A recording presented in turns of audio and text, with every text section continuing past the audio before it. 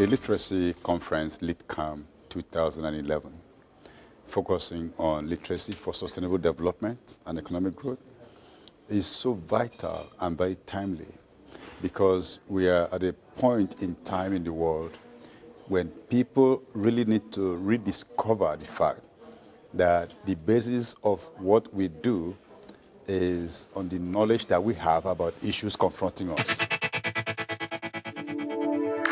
We need serious rethinking about the kind of literacy that we're promoting in the world today. Clearly, the ability to read and to write is so vital and basic, but we need to go beyond that. And this is the only way I believe we can get out of the crisis that we are currently immersed in. The UNESCO Institute for Lifelong Learning is happy to be a partner with LitCam in this activity. I see here friends from all over the world coming to Frankfurt, but also I think it's important to see the problematic of literacy as functional literacy in relation to the German situation. It has been indicated that each additional year of schooling raises average annual gross domestic product by 0.4%. For individuals, it has been documented that one extra year of schooling increases personal earnings by up to 10%. And 170 million people could be lifted out of poverty if all students in low-income countries left school with basic reading skills. Well, I mean, the biggest aim is, of course, to raise the awareness, and I mean, that's the most important thing. I mean, just actually the topic about reading and education, that is exactly what we're doing. I mean, we're going to have, let's say, projects in Africa, and we come as a group of like 10, 15 players, 20 players, and we're trying to educate the kids about the cause, the issues, global warming, climate change, but also natural protection. And that's what we're doing, of course, in schools. We have lots of taking part in UN projects like cleaning up, waste management, as well as, of course, planting trees. Lots of little things, but as well bigger ones.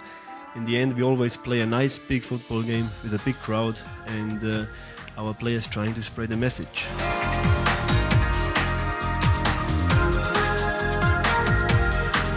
Literacy is the strongest weapon against apathy, and literacy creates trust. That is what I see as one of the real threats in the world today, that we do not trust each other. We need trust, and we need information to create this trust. I think that LitCam is setting an example. It's a wonderful example. And there should be a LitCam in every country, because the world needs information, and the world needs to learn to read and to have the capacity to estimate what is happening with the ecology of the world. And the ecology should be prioritized in every country, in every part of the world, above the economy, which is now our master. So there is an urgent need for an education that confronts conventional aspirations and encourages people to imagine a more sustainable future and reflect on how our values, beliefs, and behavior can promote change to realize such a future. And to realize such a future, we need to reorient what education and learning is all about. Every move we have to take towards sustainable development is a learning process. The engineer who is currently working in Nigeria extracting oil, he's got to learn to do something else.